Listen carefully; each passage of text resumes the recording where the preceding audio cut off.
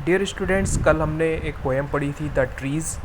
ये poem Adrian rich के द्वारा कंपोज की गई है और इस पोएम में पेड़ पौधे जो कि जिन्होंने विद्रोह कर दिया है, जिन्होंने एक रेवोल्यूशन स्टार्ट कर दी है और उन्होंने जंगल की तरफ दौड़ना शुरू कर दिया है।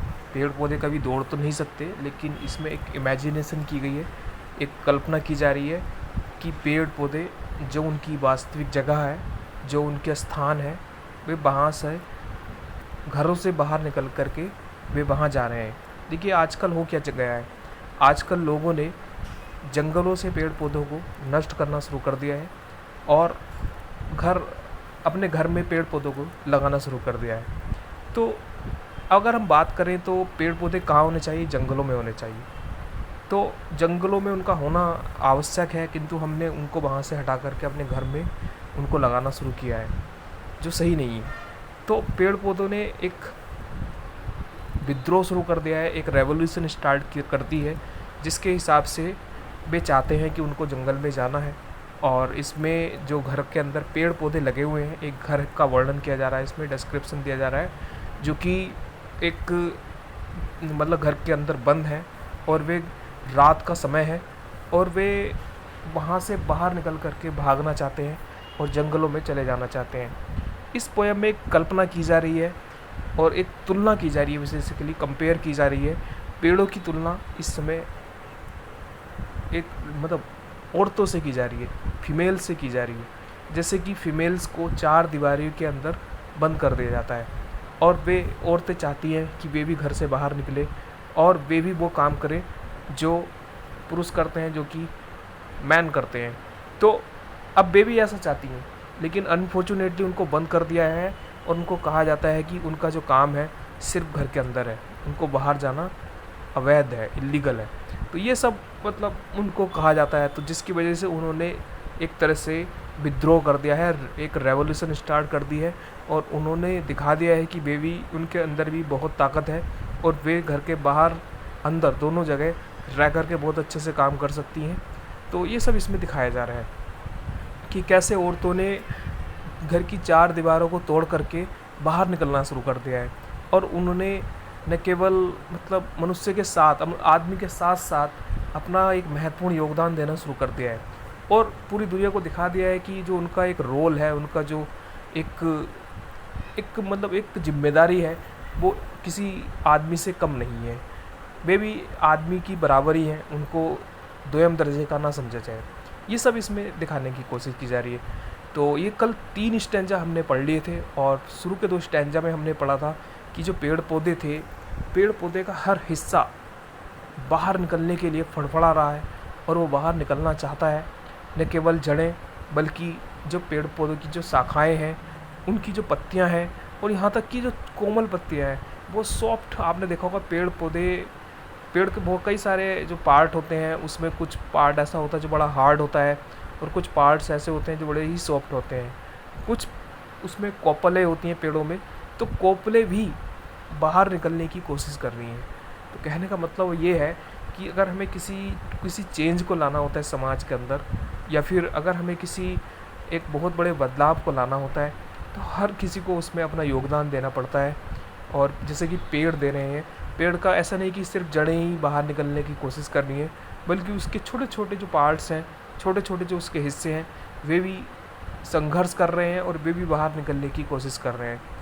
तो ये हमने शुरू के 2 स्टैंजा में पढ़ा था और 3rd स्टैंजा में हमने पढ़ा था कि जो इसमें पोएटेस हैं, वे घर के अंदर बैठी हुई हैं और एक ऐसे कमरे में बैठी हुई हैं जिसका दरवाज़ा बरामदे की तरफ खुलता है।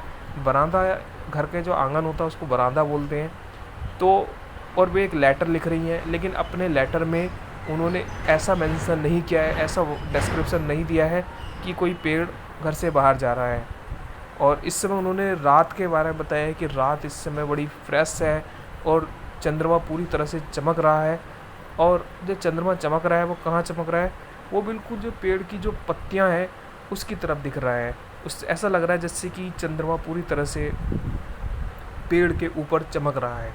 चलिए आगे स्टार्ट करते हैं। लास्ट स्टेंजा बचा हुआ था इसका, इसको कंप्लीट करते हैं। My head is full of whispers. देखिए जो मेरे हेड है, मेरा जो सिर है, फुल ऑफ विस्पर्स, उसमें सरसराहट चल रही है, मेरे सिर में सरसराहट चल रही है। विच टुमारो विल बी साइलेंट।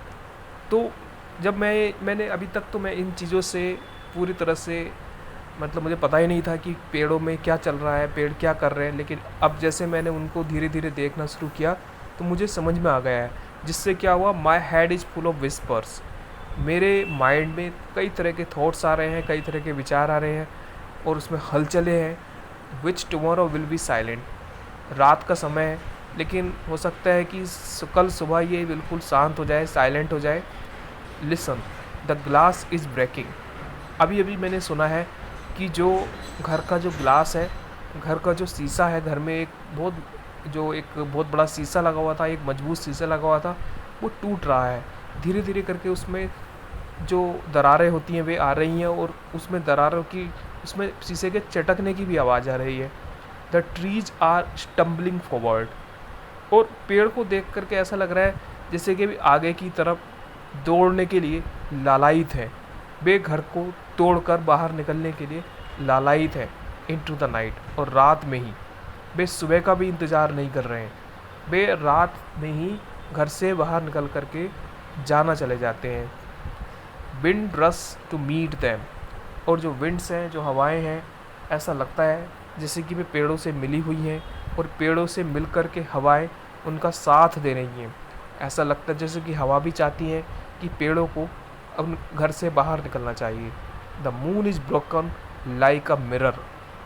अब देखिए बहुत अच्छी लाइन है ये। जो मून है, जो चंद्रमा है, वो एक मिरर की तरह टूटा हुआ दिख रहा है। जैसे कि एक टूटा हुआ मिरर होता है, टूटा हुआ शीशा होता है और उसमें शीशे में जो चंद्रमा की जो रोशनी होती है वो कभी चमचमाती है, कभी धीमी पड़ जाती है। बिल्कुल ऐसा दिख रहा है। वो ऐसा इसलिए दिख रहा है क्योंकि ये चंद्रमा पेड़ के पीछे है, पेड़ों की पत्तियों के पीछे है। तो जब हवा चलती है तो कभी तो वो दिखता है और कभी वो नहीं दिखता है, तो जिससे वो एक मिरर की तरह दिख रहा है। एक ऐसा मिरर, एक ऐसा शीशा जो कि टूटा हुआ है। जैसे कि टूटा हुआ शीशा हमें किसी रोशनी को कभी कुछ हिस्से को दिखाता है और कभी वो बिल्कुल धीमा पड़ जाता है, तो बिल्कुल ऐसा ही वहाँ पे वो दिख रहा है। It's pieces flash now in the crowd. और इसके जो पीसेस हैं, इसके जो टुकड़े हैं, फ्लैश नाउ, वे फ्लैश कर रहे हैं, वे चमचमा रहे हैं, वे चमक रहे हैं। नाउ इन द क्राउड, वो ऐसा लग रहा है जैसे कि जो पेड़ हैं, पेड़ों ने के क्राउन में वे आ चुका है। ऑफ द टॉलेस्ट ओक, जो मेरे घर में सबसे लंबा जो ओक एक पेड़ होता है, तो ओक पेड़ जो लगा हुआ था उसको देख करके ऐसा लगता है जैसे कि चंद्रमा उसके क्राउन में पहुंच गया है, चंद्रमा उसके मुकुट में लग गया है। जैसे कि राजा महाराजा होते थे और अपने मुकुट में, वे क्राउन्स में अपने वे मोतियाँ लगाते थे और उसमें महंगे महंगे जो हीरे जवाहरात लगे होते थे तो वे चमकते थे। तो इसी तरह से जो पेड़ है, पेड़ भी ऐसा लग रहा है जैसे कि पेड़ एक बहुत लंबा पेड़ है और उसके मुकुट में, उसका जो मतलब क्राउन है, उसके मुकुट में चंद्रमा चमक रहा है, वो हीरे की तरह चमक रहा है, वो एक महंगे मोती की तरह चमक रहा है। तो ये सब इसमें वर्णन किया जा रहा है।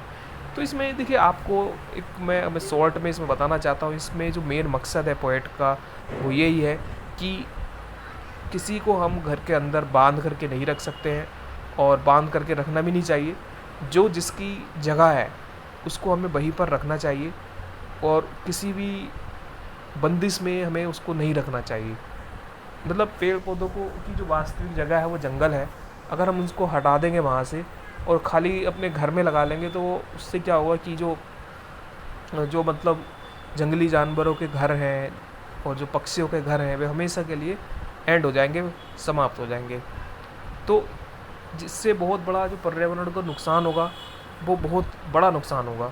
तो ये सब इसमें बताने की कोशिश की जा रही है। उम्मीद है कि आपको ये सब समझ में आ रहा होगा और इस वीडियो के माध्यम से आपको लाइन बाय लाइन एक्सप्लेनेशन समझाया गया है और आपको समझ में भी आया होगा।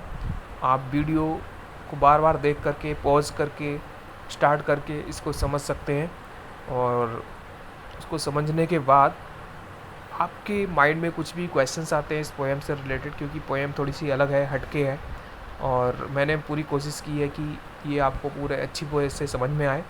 और फिर भी अगर आपको कोई हिस्सा ऐसा लगता है या कोई वर्ड ऐसा लगता है जो आपको नहीं समझ में आता है, तो आप पूछ सकते हैं। Thank you.